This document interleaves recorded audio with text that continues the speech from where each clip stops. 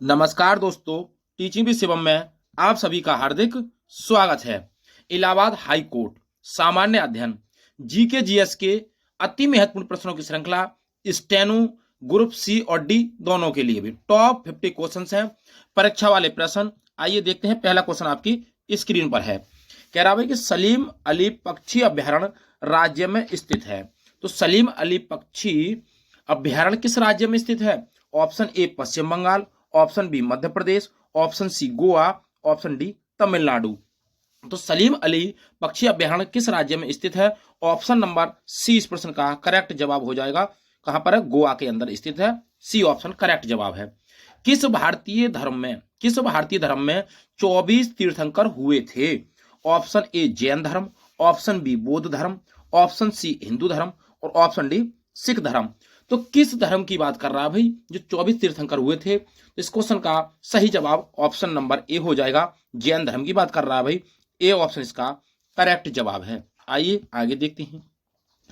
सलीम अली पक्षी अभ्यारण्य गोवा में पणजी से 5 किलोमीटर दूरी पर मांडोवी नदी के किनारे चेराव द्वीप पर स्थित है। तो ये कहां पर स्थित है भैया? गोवा के अंदर स्थित है। पणजी से 5 किलोमीटर दूरी पर मांडोवी नदी है, उसके किनारे पर चेराव द्वीप है भाई। चेराव द्वीप है, वहां पर स्थित है भाई।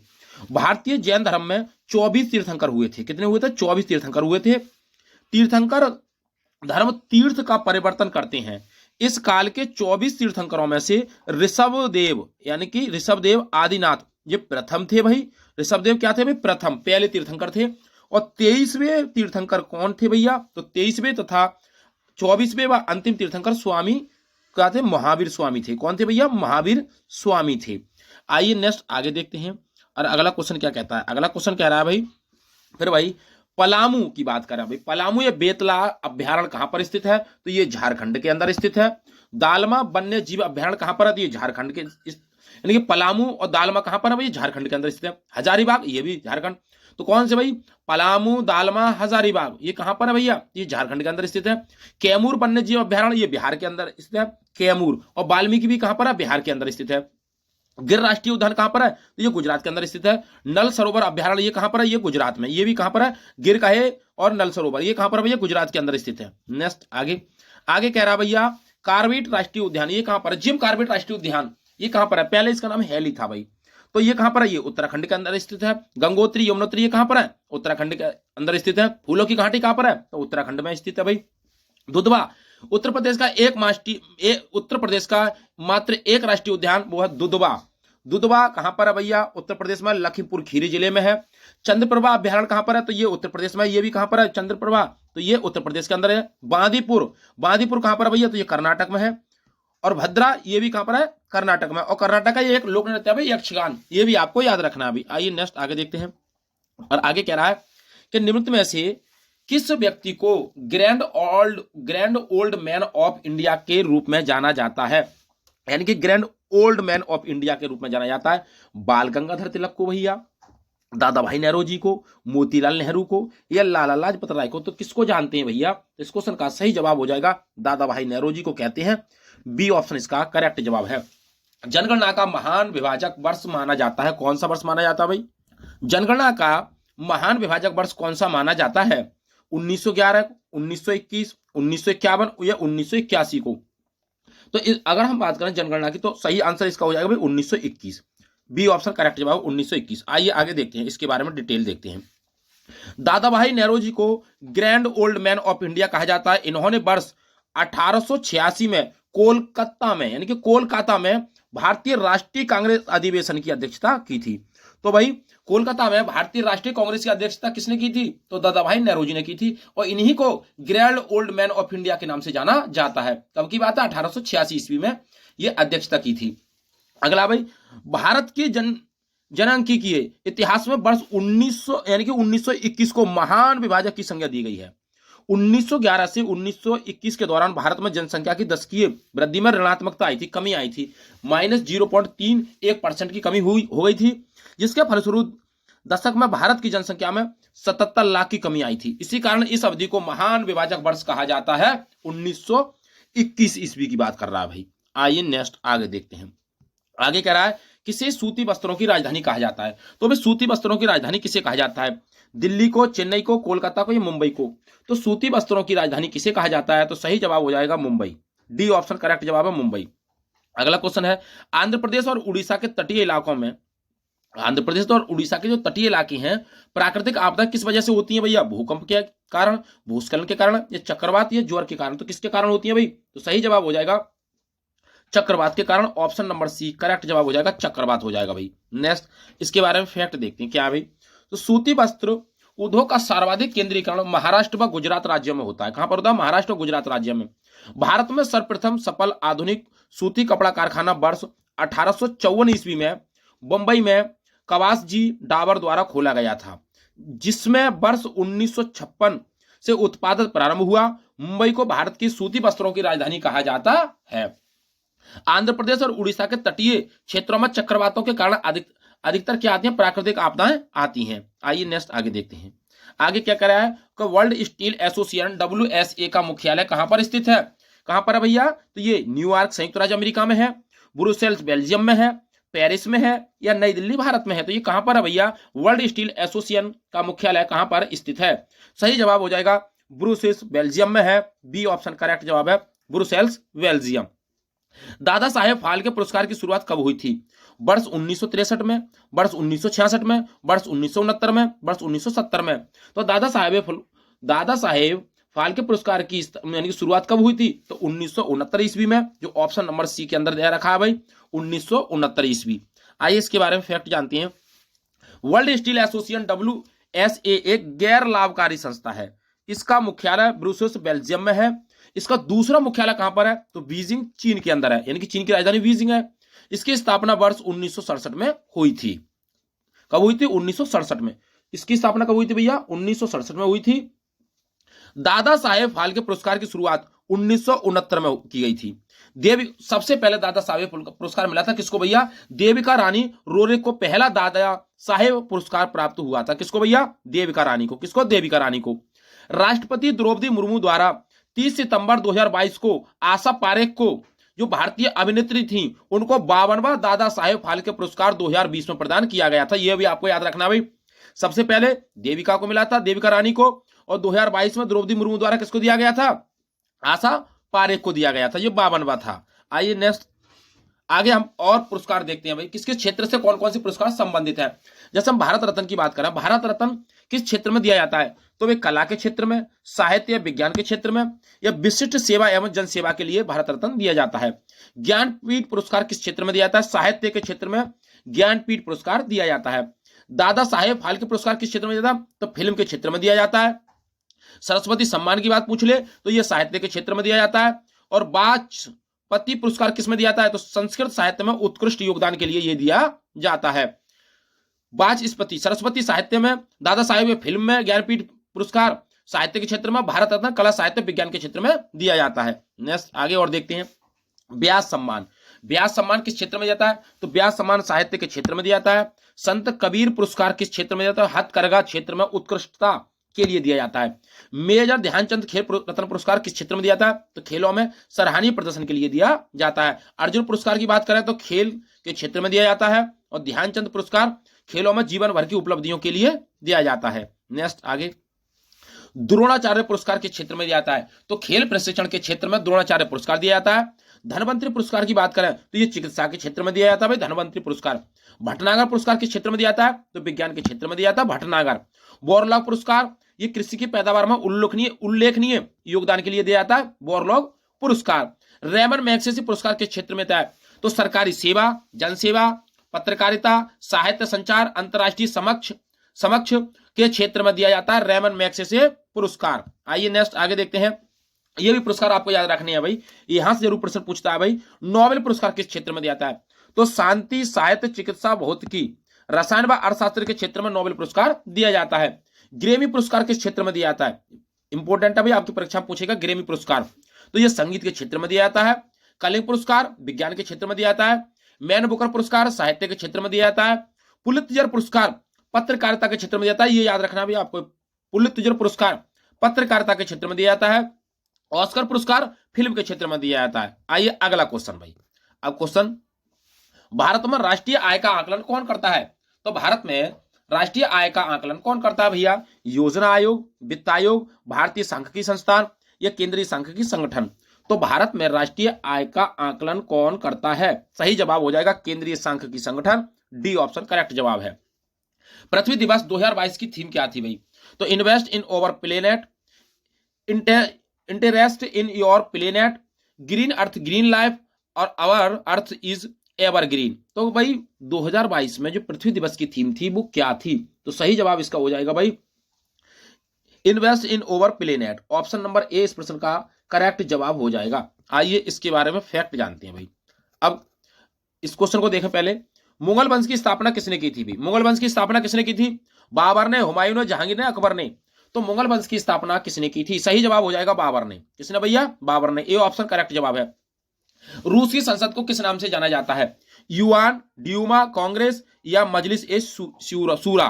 तो रूस की संसद का क्या नाम है भैया? इसे कहते हैं Duma. Option number B correct जवाब है। अब अगला क्वेश्चन है, किस देश को गोल्डन लैंड एंड स्वर्णिम पैगोडा के नाम से जाना जाता है? अफ्रीका है, न्यूजीलैंड है, म्यांमार है, बर्लिन है। तो भाई स्वर्णिम पैगोडा के नाम से किसे कहते हैं या गोल्डन लैंड किस को जाना जाता है? तो इसे कहते हैं भाई म्यांमार को। ऑप्शन नंबर सी इस प्रश्न का करेक्ट जवाब है, म्यांमार को कहते हैं। भारत में फूलों की घाटी राष्ट्रीय उद्यान कहां पर स्थित है? तो सिक्किम है, हिमाचल प्रदेश है, उत्तराखंड, जम्मू कश्मीर। तो ये उत्तराखंड में है, डी ऑप्शन करेक्ट जवाब है। आइए अगला क्वेश्चन क्या कह रहा है कि भारत की सबसे लंबी अंतरराष्ट्रीय स्थल सीमा किस देश के साथ है? तो भाई चीन, नेपाल, पाकिस्तान, बांग्लादेश। किसके साथ है भैया? तो सही जवाब इसका हो जाएगा किसके साथ है? तो भैया बांग्लादेश के साथ हो जाएगा, डी ऑप्शन करेक्ट जवाब है। विद्युत धारा का एसआई मात्रा क्या भैया? केल्विन है, वोल्ट है, एम्पियर है, कैंडेला है। तो विद्युत धारा का एसआई मात्रा क्या है? तो इसका एसआई मात्रा हो जाएगा एम्पियर, बी ऑप्शन करेक्ट जवाब है। अब एक एक क्वेश्चन के बारे में डिटेल देखते हैं भाई। डिटेल क्या कह रहा है भाई? मुगल वंश की बात कर रहा है भाई। मुगल वंश का संस्थापक कौन था भैया? तो ये बाबर था। कौन था भैया? बाबर था। बाबर एवं उत्तरवर्ती मुगल शासक तुर्क एवं सुन्नी मुसलमान थे। ये कैसे थे? तुर्क थे और सुन्नी मुसलमान थे भैया। बाबर के 4 पुत्र थे। कौन कौन से? हुमायूं, कामरान, अस्करी और हिंदाल। 4 पुत्र कौन कौन से भाई? हुमायूं, कामरान, अस्करी और हिंदाल थे। रूस की संसद का नाम तो भैया ड्यूमा है। क्या भाई? अभी बताया था रूस की संसद का नाम क्या है? ड्यूमा। और युआन तो चीन के युआन जो है वो चीन की आधिकारिक मुद्रा है। तो चीन की मुद्रा का नाम क्या है? युआन। कांग्रेस अमेरिका की संसद है। तो अमेरिका की संसद का नाम क्या है भाई? कांग्रेस है। क्या नाम है? कांग्रेस है। और मजलिस ए शूरा पाकिस्तान की संसद का नाम है। तो मजलिस ए शूरा पाकिस्तान की संसद का नाम है। चीन की मुद्रा का नाम क्या? युआन है। और ड्यूमा कहां की संसद है भैया? तो रूस की संसद का नाम है। और अमेरिका की संसद का नाम क्या भैया? कांग्रेस है। आइए आगे देखते हैं। आगे कह रहा है भैया म्यांमार को दुनिया भर में गोल्डन लैंड या स्वर्णिम पैगोडा वाला देश कहा जाता है। यह दक्षिण पूर्वी एशिया के बड़े देशों में से एक है। यहां पर स्थित 112 मीटर ऊंचा पैगोडा पूर्ण सोने की परत से ढका हुआ है। और अगर हम बात करें म्यांमार की राजधानी तो नेपीदा है। यहाँ की राजधानी क्या भैया? म्यांमार की राजधानी क्या है? नेपीदा। भारत में फूलों की घाटी कहां पर भैया? उत्तराखंड राज्य में स्थित है। कहां पर है? उत्तराखंड राज्य में स्थित है। आइए और इससे विश्व 1982 में ये फैक्ट याद रखा भाई।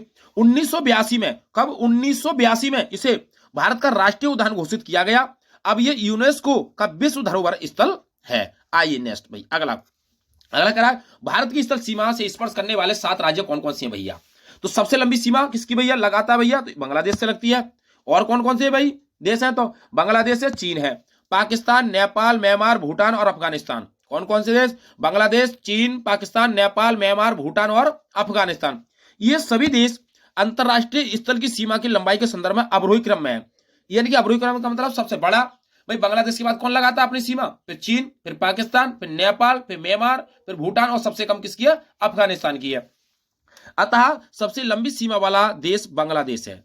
सबसे लंबी सीमा वाला देश कौन सा भैया? बांग्लादेश है। इस देश से लगभग 4096 किलोमीटर भारतीय भूमि स्पर्श करती है, जबकि सबसे कम लंबाई की सीमा अफगानिस्तान से है। कितनी है? 106 किलोमीटर। विद्युत धारा का एसआई मात्रा क्या? एम्पियर है। और एसआई में मूल मात्राओं की संख्या 7 है। तो ये मूल मात्रा कौन कौन सी है भाई? आइए देखते हैं कौन से मूल मात्रा का भाई। तो भौतिक राशि, एसआई मात्रा और संकेत। तो लंबाई का मात्रा क्या भैया? मीटर है। लंबाई का मात्रा क्या भैया? मीटर। द्रव्यमान का मात्रा क्या भैया? किलोग्राम है। क्या है? किलोग्राम। समय का मात्रा क्या भैया? सेकंड है। समय का क्या है? सेकंड। ताप का मात्रा क्या भैया? केल्विन है। विद्युत धारा का एम्पियर है भाई। और ज्योति तीव्रता की बात करें तो कैंडेला है। और पदार्थ का परिणाम मोल की मात्रा क्या भैया? मोल ही है। क्या भैया? मोल। अब हम बात करें कैसे कौन कौन से मूल मात्रक है। तो लंबाई, द्रव्यमान, समय, ताप, विद्युत धारा, ज्योति तीव्रता और पदार्थ की मात्रा। तो ये 7 मूल मात्रक थे भाई। आइए आगे देखते हैं अगला क्या कह रहा है भैया। अगला क्वेश्चन, ऐसी कौन सी धातु है जिसे चाकू से काटा जा सकता है? ऐसी कौन सी धातु है जिसे चाकू से काटा जा सकता है? सोडियम है, सिल्वर है, एल्युमिनियम, तांबा। तो सोडियम धातु है भैया। कौन सी? सोडियम। ए ऑप्शन करेक्ट जवाब है। रेडियम किस खनिज से प्राप्त होता है भैया? रूटाइल से, हेमेटाइट से, चूना पत्थर से या पिचब्लेंड से? तो भैया रेडियम किससे प्राप्त होता है? सही जवाब हो जाएगा पिचब्लेंड से, जो ऑप्शन नंबर सी करेक्ट जवाब हो जाएगा, पिचब्लेंड हो जाएगा भाई। नेक्स्ट अगला क्वेश्चन है, सोडियम एक ऐसी क्षार धातु है जिसे चाकू से आसानी से काटा जा सकता है, अर्थात ये बहुत मुलायम धातु होती है। कैसी? मुलायम धातु है बहुत सोडियम। इसका गलनांक कम होता है। इसका तत्व संकेत क्या भैया? Na है। इसका क्या भाई? Na संकेत है इसका। सोडियम को मिट्टी के तेल में, केरोसिन में रखा जाता है। किसमें रखा जाता है? केरोसिन में। रेडियम यूरेनियम के अयस्क पिचब्लेंड से प्राप्त होता है। तो यानी कि रेडियम जो है वो यूरेनियम का एक अयस्क है। यूरेनियम का अयस्क पिचब्लेंड से प्राप्त किया जाता है। रेडियम को बिस्मथ 2000 यानी कि 210 के रूप में जाना जाता है। यानी बिस्मथ का कितना है परमाणु क्रमांक? 210 है। आइए 210 के रूप में जाना जाता है इसे। ध्वनि की माप की इकाई क्या है भाई? तो ध्वनि की माप की इकाई क्या भैया? कूलाम है, हुम है, डेसिबल है, साइकिल है। तो ध्वनि की माप की इकाई क्या है? ये क्वेश्चन आपसे पूछ रहा है भैया। सही जवाब इसका हो जाएगा option number B, decibel. B option correct जवाब है। उच्च तापमान मापने का यंत्र होता है पायरोमीटर, फेदोमीटर, एनीमोमीटर या गैल्वेनोमीटर। तो उच्च तापमान मापने के लिए कौन सा यंत्र होता है ये आपको बताना है। सही जवाब हो जाएगा पायरोमीटर, जो ए ऑप्शन इसका करेक्ट जवाब हो जाएगा, पायरोमीटर। नेक्स्ट अगला है, देखा भाई, ध्वनि को डेसिबल में मापा जाता है। ध्वनि को किस में मापा जाता है? डेसिबल में मापा जाता है। सामान्य बातचीत की ध्वनि की माप जो होती है वो 60 डेसिबल होती है। कितनी होती है? 60 डेसिबल होती है। जबकि 100 फीट पर उड़ रहे वायुयान से उत्पन्न ध्वनि 185 डेसिबल तक होती है। यानी कि सामान्य बातचीत की ध्वनि की बात करें तो 60 डेसिबल पर होती है। अगला, अपेक्षाकृत उच्च तापमान जो कि भट्टियों में पाया जाता है को मापने के लिए पायरोमीटर यंत्र का उपयोग किया जाता है। विकिरण पायरोमीटर के उपयोग से 3000 डिग्री सेल्सियस तक के तापमान को मापा जा सकता है। किससे मापा जाता है भैया? उच्च तापमान के लिए पायरोमीटर। कौन सी डिग्री से? 3000 डिग्री सी तक माप सकते हैं। प्राकृतिक रबर किसका बहुलक होता है? तो प्राकृतिक रबर किसका बहुलक होता है? न्यूट्रॉन, थाइलॉक, आइसोप्रीन या नाइलॉन। तो किसका होता है भैया? प्राकृतिक रबर की बात पूछ रहा है भैया। सही जवाब हो जाएगा आइसोप्रीन, बी ऑप्शन करेक्ट जवाब है। निम्नलिखित में से किसे हॉर्स सिल्वर कहा जाता है? टिन को, आयरन पायराइड्स को, सिल्वर आयोडाइड को या सिल्वर क्लोराइड को? तो भैया हॉर्स सिल्वर किसे कहा जाता है? तो हॉर्स सिल्वर की बात करें इसे कहते हैं सिल्वर क्लोराइड को। डी ऑप्शन करेक्ट जवाब हो जाएगा, सिल्वर क्लोराइड। नेक्स्ट कह रहा है भाई, प्राकृतिक रबर आइसोप्रीन का बहुलक है। जो रबर जो है प्राकृतिक वो आइसोप्रीन का बहुलक है भाई। ये आइसोप्रीन के मोनोमर 2 मिथाइल 1 और 3 ब्यूटाडाइन से प्राप्त होता है। सिल्वर आयोडाइड की बात करें तो सिल्वर क्लोराइड को हॉर्स सिल्वर कहा जाता है। और इसका उपयोग कहां होता है भाई? तो इसका उपयोग फोटोक्रेमेटिक कांच बनाने में किया जाता है, सिल्वर क्लोराइड का प्रयोग। नेक्स्ट आगे, आनुवंशिकी उत्परिवर्तन होता है। क्या होता है भैया? DNA, chromosomes, RNA, ribosomes. तो आनुवंशिकी उत्परिवर्तन क्या होता है? तो ये होता है डीएनए, डीऑक्सी राइबो न्यूक्लिक अम्ल। डीएनए का पूरा नाम है। ए ऑप्शन करेक्ट जवाब हो जाएगा। डीएनए डबल हेलिक्स की खोज किसने की थी? तो बार्टसन एवं क्रिक ने की थी। एंटोमोलॉजी में किसका अध्ययन किया जाता है? तो एंटोमोलॉजी में किसका अध्ययन किया जाता है? कीटों का, कवक का, पुष्पों का या सर्पों का? तो एंटोमोलॉजी की बात करें तो इसमें किया जाता है भैया कीटों का अध्ययन। ए ऑप्शन करेक्ट जवाब है। सोडियम धातु को डुबोकर रखा जाता है किसमें भैया? फिर वही बात, पेट्रोल, शराब, पानी या केरोसिन। तो केरोसिन में रखा जाता है। सी ऑप्शन करेक्ट जवाब है, केरोसिन में रखते हैं भाई। नेक्स्ट आगे कह रहा है, डीएनए सभी आनुवंशिक क्रियाओं का संचालन करता है। क्या करता है? सभी आनुवंशिक क्रियाओं का संचालन कौन करता है? डीएनए। डीएनए की इकाई जीन होती है। डीएनए की इकाई क्या भैया? जीन है। ये प्रोटीन संश्लेषण को कंट्रोल करता है, यानी कि नियंत्रित करता है। किसको? प्रोटीन संश्लेषण को कौन नियंत्रित करता है? डीएनए। एंटोमोलॉजी जीव विज्ञान की एक अध्ययन की शाखा है जिसमें कीट पतंगों का अध्ययन किया जाता है। अन्य शाखा भी संबंधित है। किससे भी? इस प्रकार है, जैसे माइकोलॉजी। माइकोलॉजी का संबंध किससे भैया? तो माइकोलॉजी बोला तो कवक का अध्ययन किसमें किया था? माइकोलॉजी में।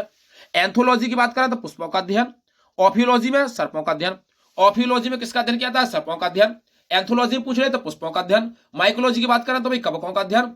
और भैया एंटोमोलॉजी की बात करें तो कीट पतंगों का अध्ययन। नेक्स्ट आगे, सोडियम एक सक्रिय धातु है जो वायु में उपस्थित ऑक्सीजन से क्रिया करके आग पकड़ लेती है और पानी से क्रिया करके हाइड्रोजन उत्पन्न करती है। इसलिए इसे केरोसिन या मिट्टी के तेल में डुबो कर रखा जाता है। और इसका भाई संकेत क्या भैया Na है। परमाणु क्रमांक की बात करें तो भैया 11 है। कितना है? 11। तो उम्मीद करता हूं दोस्तों कि भाई जीके जीएस से संबंधित जो महत्वपूर्ण प्रश्न थे आपको अच्छे लगे होंगे। वीडियो आपको अच्छी लगी हो तो वीडियो को ज्यादा से ज्यादा शेयर करें और लाइक करें। यदि चैनल पर नए हैं तो चैनल को सब्सक्राइब करें और कमेंट बॉक्स में अपना सुझाव अवश्य दें। All the best. थैंक्स। जय हिंद, जय भारत।